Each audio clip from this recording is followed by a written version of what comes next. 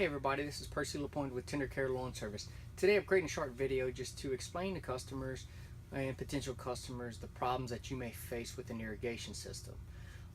Common problems that we see whenever we get called out to do irrigation repairs are leaking pipes, leaking valves, the heads are broken, they're split, they're missing, pretty much the most common.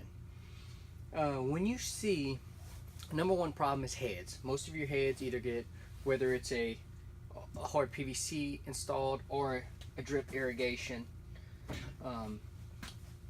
the most common problem is the heads are going to be broken. So the way you determine that is, obviously, if you can see them, they're broken, they need to be replaced. The other way is if they go to spray and it's starting to spray straight up, or it's not exactly how it should be spraying. You can pretty much tell by looking. If you have two or three of the heads and this particular one just doesn't spray like the others, then it either is broken or needs to be calibrated and adjusted. So that's a really big problem in the irrigation side of it. The other thing is the compression of a mower. Over time, sometimes you take this valve, for example, you put pressure, even though it's enclosed in a valve box. Usually those valve boxes will sit right on these joints here, and so it flexes up, cracking either the valve here, or the pipe coming out of it. It's nobody's particular fault, but what happens is that PVC over time just gets fragile, and it'll just start to work its way on those joints, and it will break.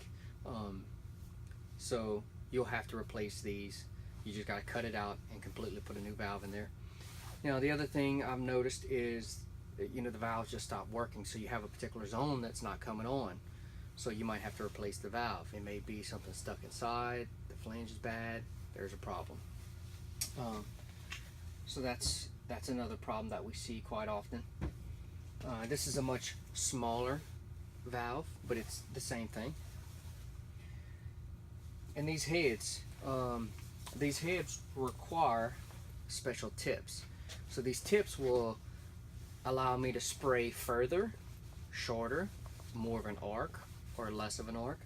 So you need to make sure that whomever installed the system, that it's installed correctly. Sometimes it can just be installed incorrectly. You can get the right flow, where you need the proper coverage on an irrigation system. So calibrate the system, making sure there's no leaks. Visible leaks, most people won't realize it, but let's just say you had standing water in your yard and it's not really bad, it's just never dries up, even when you have a period of time where it should have been dry. Everything else is dry, maybe even in a drought.